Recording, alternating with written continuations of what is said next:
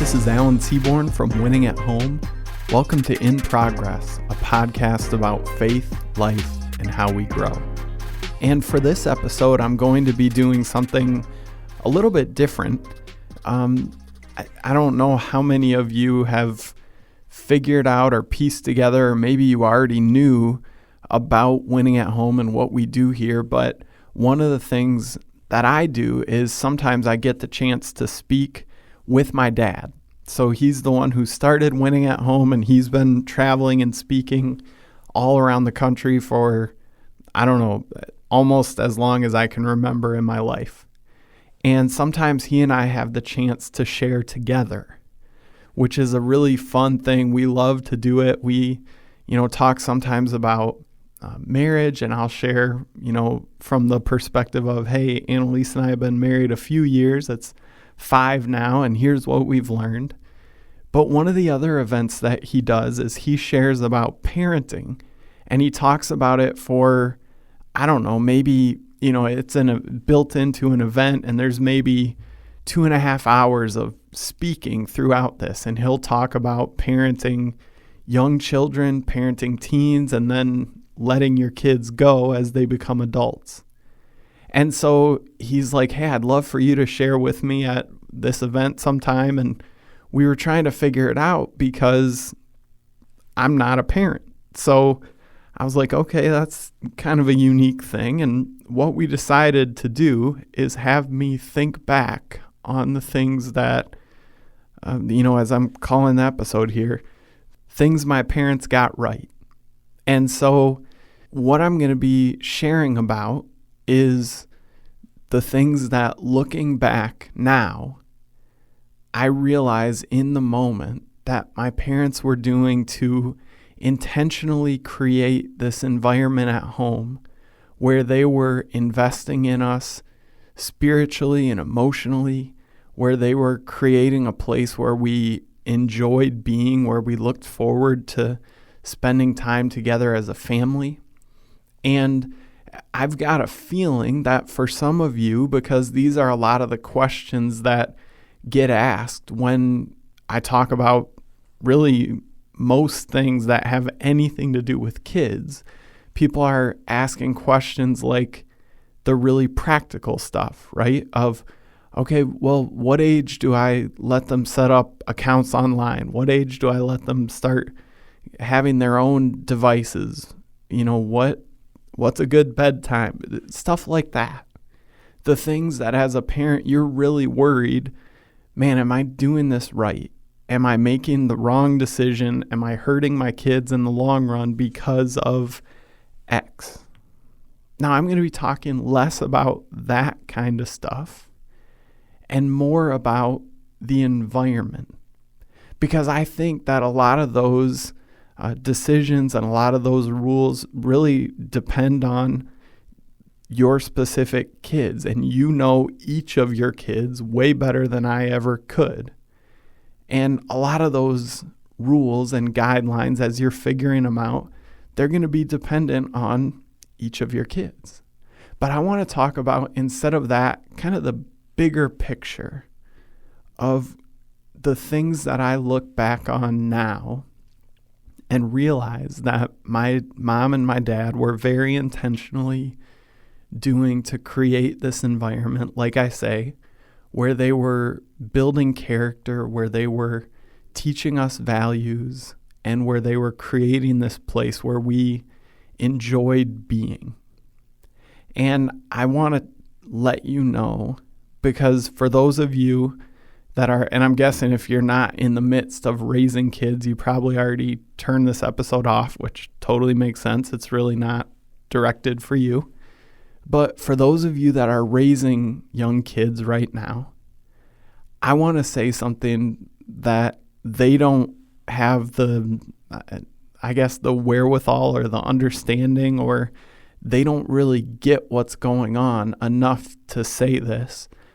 But I want to say thank you for the investment that you're making. Because your kids, like I say, they don't realize it now. Because if you think about it, what you grow up in and around just feels normal. So it's like, hey, whatever mom and dad or whatever mom or whatever dad is doing here, this is just what life is. And then as your kids get older and they experience more and more as they're at friends' houses or as they're, move out and figure out, oh, wow, some people were raised quite a bit differently than I was, then they gain the perspective and go, wow, there were some real sacrifices made to invest in me intentionally. So I want to say on your kids' behalf right now, parents, for the investment that you're making, thank you. And now I want to share a little bit about what some of those investments were that mom and dad in my home growing up made in us. And so the first thing I think of is there were, I don't even know how he found these. You probably could go on Amazon and find something similar now. But my dad found what looked like a little deck of playing cards. And instead of playing cards, the front of each of these cards had a picture of some story from the Bible. And then the back of it had a kind of a kid-friendly write-up of the story. And so I can remember often, I think we maybe did it every night as we sat down and ate dinner as a family. After dinner, mom or dad would go and grab this little deck of cards and they would take the next one out and they would show the front of the card, the picture around the table so all of us 4 kids could see. And then they would read the story from the back. And at the end of the story, there were always a couple questions that were sort of, the factual, hey, did you pay attention to the story questions? And I'm the oldest of 4, so I was like, oh, those are the little kid questions, so I'll let my little siblings handle those. But then there was always a third question, and it was worded differently each time, but it was always something along the lines of, because you just learned this or were reminded of this about who God is, about what he's like, about what he wants from us, how does life look different now? What are you going to do as a result of this truth? And what I think that those moments of discussion really did for us is it helped to, in a lot of ways, I guess, kind of normalize having conversations about what God was up to in our lives. And when I think back on that now, I realize why that made it more comfortable when in the future, as we got older, we were going through the highs and lows of growing up and we had questions or we were celebrating something good, why it made more sense to share that stuff. Because my parents had created this culture, this environment where sharing what God is up to in our lives was a daily or near daily thing. And I can also remember that my dad is really creative and really he doesn't really spend a lot of time with music, but he's just really naturally gifted musician. He plays piano by ear and he plays guitar. He's taught himself how to play guitar by ear, which is just insane to me because, I don't know how those genes work, but I've told you before, I'm not musical. I don't know if through my mom's side of the family, we just all got the tone deaf gene or what, but my dad's the musical one.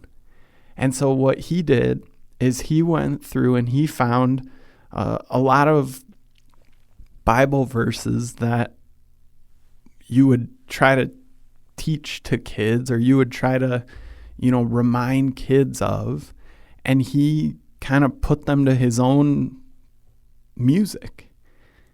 And then as we were getting ready for bed, after we had finally, finished the whole routine, got cleaned up, brushed our teeth, got changed, we're winding down, what my mom and dad would do is come into the room and they would sing with us these Bible verses. And, at the beginning we had, maybe one or two.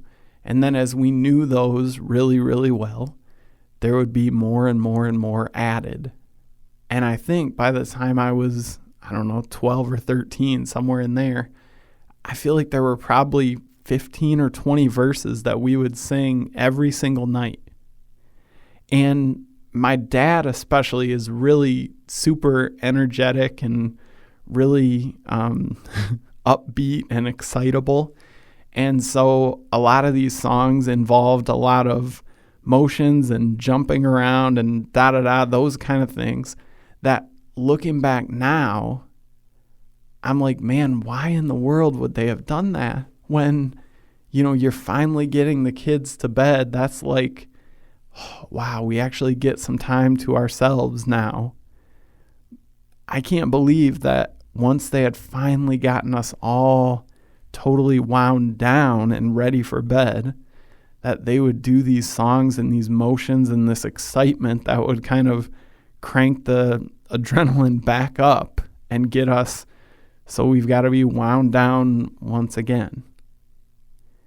And when I think back on that, I realize the sacrifice that they were making of giving up, I don't know how long it would have been, 20, 30 minutes of time, adult time to themselves, time they could go and just relax every single night. And I realized that they were doing it very intentionally, whether they felt like it or not, right? Because I'm sure there were a ton of nights where they didn't, because they wanted to get this scripture and this truth into us. And I've got to say, it's been probably, 15 plus years since I've heard those songs or sung those songs, but I know those verses. I didn't realize at the time, right? You think you're just singing songs and having fun, but the reality is what happened is the truth of Scripture, it got into me and into my siblings as we sang those verses every single night. We learned those truths. And when we run into something in life that now, those scripture verses apply to, I know that all four of us kids growing up, we have those verses now. They'll be probably with us for the rest of our lives, whether we ever read one of those verses again or not, because my parents were intentional about every single night creating this environment where we got scripture into us. And it was in a way, it's almost like those learning games. You're almost coming in through the back door in some ways of, oh, I accidentally tricked you into learning because you were having fun and you thought this was just a game or whatever. It was almost that kind of a thing, You don't realize we're sitting down and we're memorizing verses. We were singing and having fun and memorizing these verses. But I don't want you to walk away with the idea that, we're just living this like monk-like existence and we're just, we're singing verses all the time and we're talking about the Bible after meals, because my parents also created an environment where we had a lot of fun in our home. And I think back on a few of the different games that were created. And one of them, that the first game that I can really remember that stands out, it wasn't like a board game. It was a game that my mom or dad or both, created. So the first house that I remember living in had a really, when I think about it, it almost had like an open concept layout, which I know wasn't a thing at that point.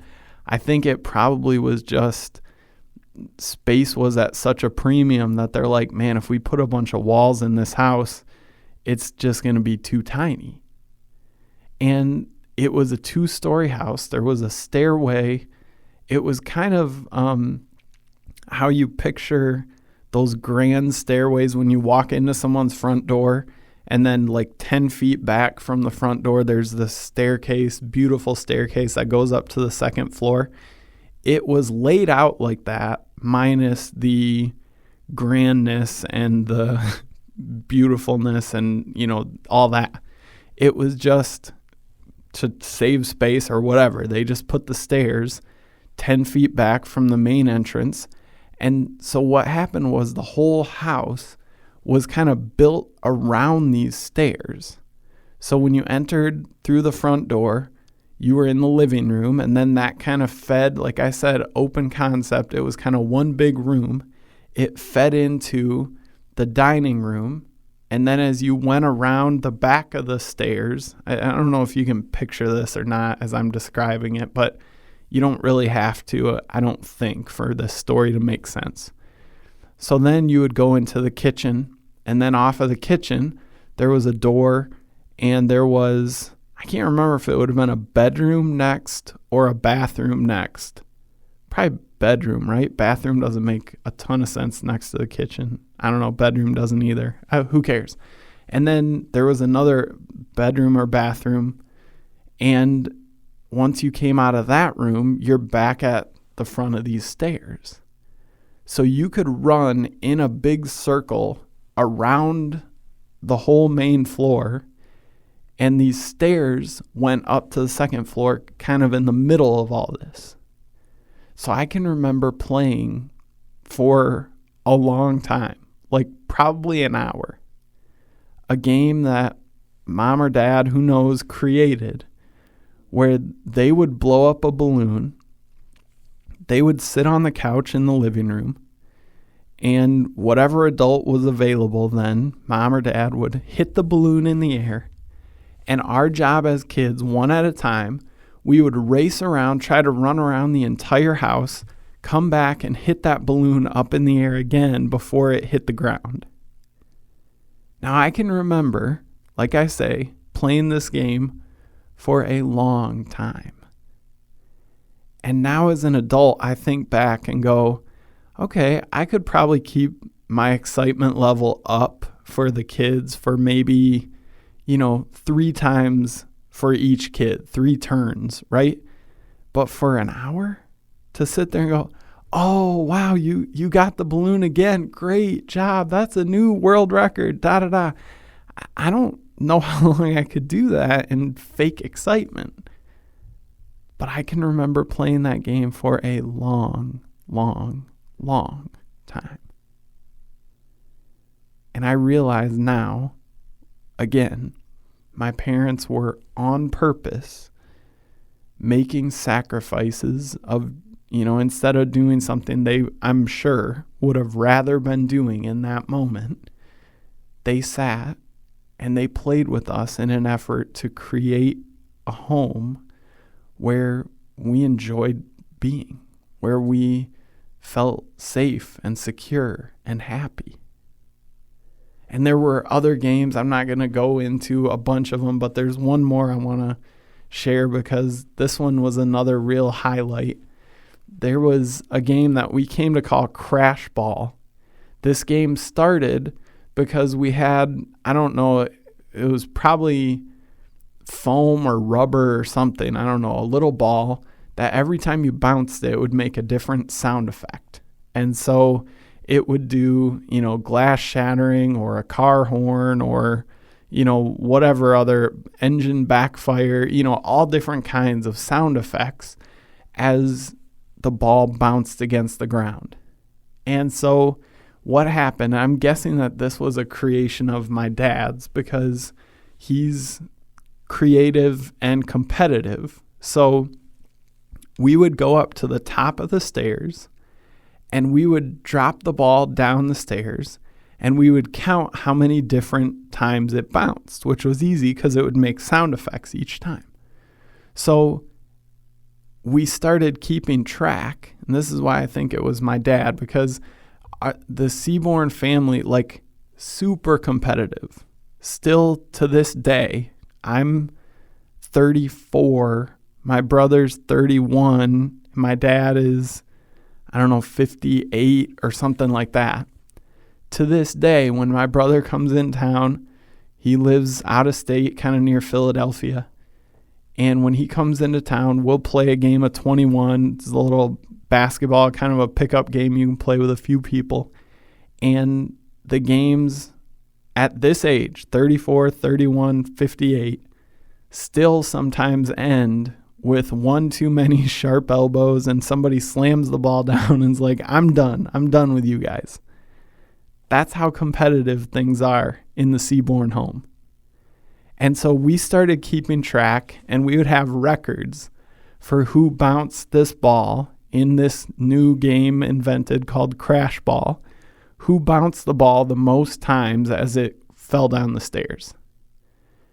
And then we kind of reached the limit probably of what you can do with the one ball.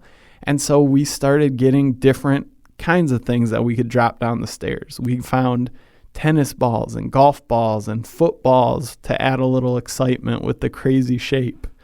Basketballs, dodgeballs, anything you could find. And we would keep track. We would keep records. We'd be running down those stairs, grab all the balls and run back up and play all over again. And there were some picture frames that used to hang on the stairway that were casualties to this game. I'm sure the paint looked terrible compared to how it could have looked if we weren't constantly throwing stuff down these stairs. But let me tell you that those moments were so fun.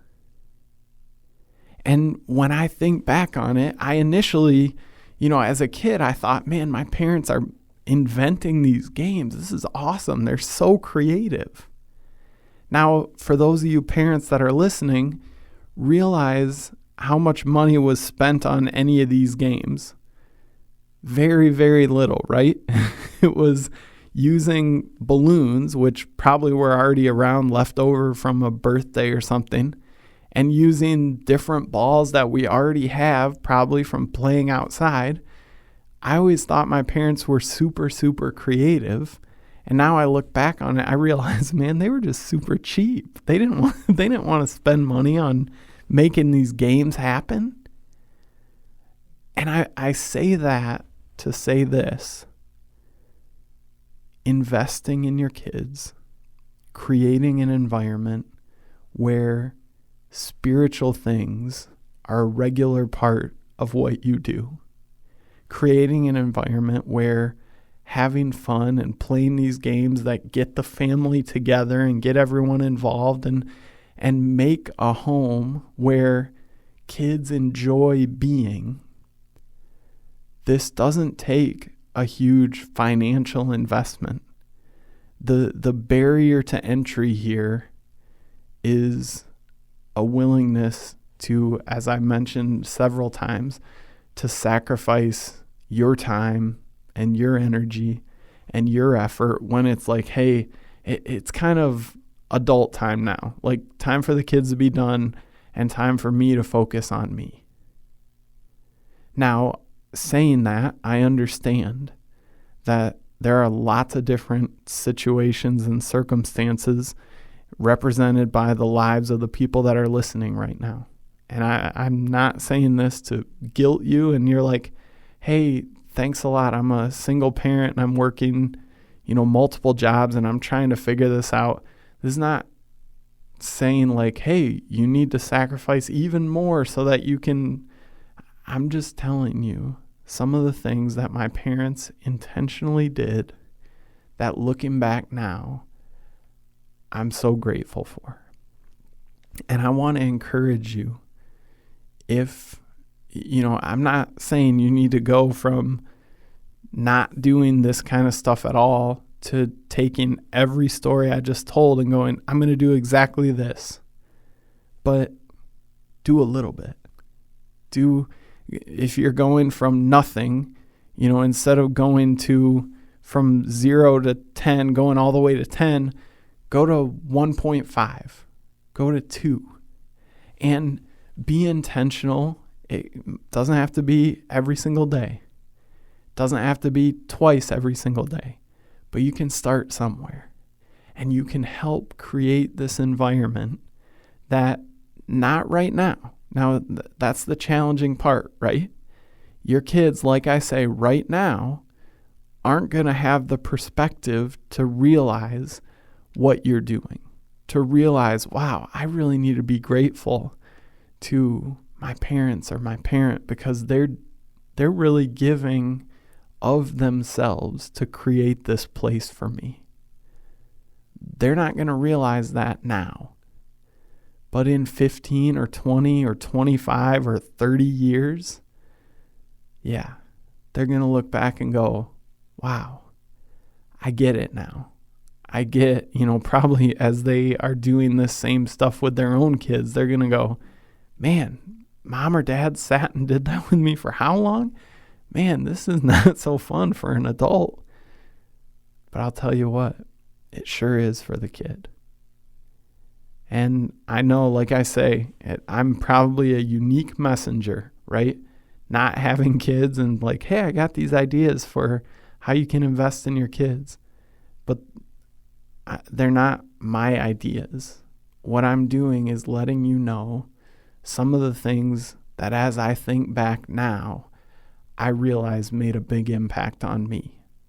And I want to encourage you, like I say, if you're looking and going, hey, I haven't really done this, I want to encourage you to take some baby steps, to take some small steps in the direction toward being more intentional, creating an environment where your kids have fun, where they want to be at home, where they enjoy being at home, and also an environment where talking about spiritual things isn't weird or abnormal or uncomfortable.